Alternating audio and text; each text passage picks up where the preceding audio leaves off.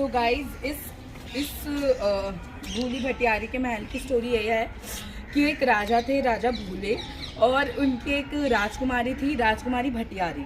और जो राजकुमारी भटियारी थी उन्हें बचपन से ही ना चीज़ें भूलने की आदत थी, मतलब एक बीमारी थी उन्हें।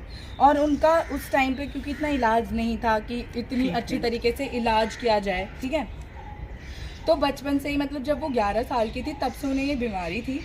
तो वो कोई भी चीज़ भूल जाती थी। अगर उनके पापा बोलते थे ना आप हमारे लिए पानी लेकर आइए, तो वो भूल जाती थी। फिर वो बोलती थी अपने पापा से कि पापा, राजा ने बहुत सारे वैद पापा से फिर जाके पूछती थी जी पापा आपने क्या बोला।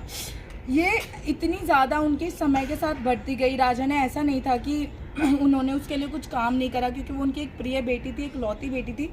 तो उन्होंने बहुत सारे वैद्यों को भी दिखाया, ठीक है, लेकिन फिर भी वो जो वैद्य थे वो उन भटियारी की इस रोग का पता नहीं लगा पाए।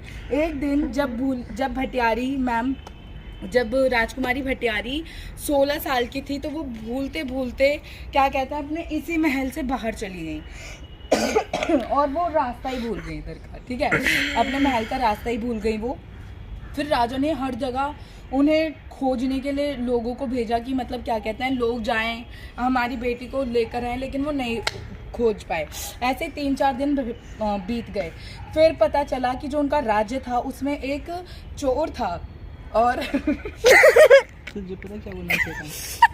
जो भटियारी थी वो उस चोर के घर चली गई थी और वहाँ पे जाके बोलने लगी थी कि मेरे पापा कहाँ हैं, मैं अपना घर भूल गई। लेकिन चोरों को तब ये नहीं, चोर को पता था कि भटियारी है, ये राजकुमारी है, लेकिन उसने फ़ायदा उठाना चाहा, ठीक है। और फिर उसने चोर ने भटियारी के साथ छैया छैया कर ली। और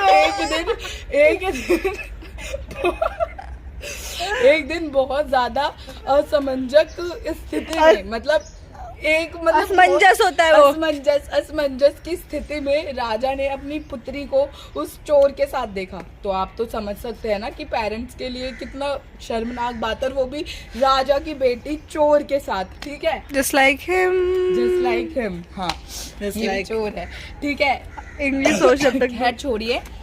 तो क्या कहते हैं उन्होंने क्या करा, इस महल में जो आप देख रहे हैं, इस महल में उस चोर को और राजकुमारी भटियारी दोनों को वो लेकर आए और बीचों बीच उन्हें जिंदा जला दिया। तब से वो उन दोनों प्रेमियों की आत्मा यहाँ पे घूम रही है, उस चोर की और रानी भटियारी, राजकुमारी भटियारी की।